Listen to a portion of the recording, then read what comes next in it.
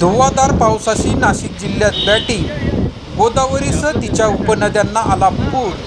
नांदूर-मधमेश्वर धरणातून 24,998 क्युसेसचा गोदावरी नदीपात्रात विसर्ग.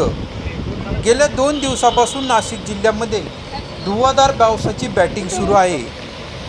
दारणा, गंगापूर धरणातून पाण्याचा विसर्ग होत असल्याने गोदावरीला मोठ्या प्रमाणात पुराचे पाणी आल्याने नांदूर-मधमेश्वर धरणातून पाण्याचा विसर्ग करण्यात आला आहे. दरम्यान आज झालेल्या पावसामुळे हंगामातील पहिला पूर बाणगंगेला आला असून पिंपळगाव शहरातील मन्याडी नाल्याचे पाणी मुख्य बाजारपेठेत आल्याने अनेक व्यावसायिकांचे हाल झाल्याचे चित्र होते. दरम्यान नांदूर-मधमेश्वर बंधाऱ्यातून मोठ्या प्रमाणात पाण्याचे विसर्ग करण्यात आल्याचे सांगण्यात आले आहे. दरम्यान निफाड तालुक्यात अनेक ठिकाणी नदी नाले वाहत असल्याने पुराचे पाण्याने ते प्रवाहित झाले आहे.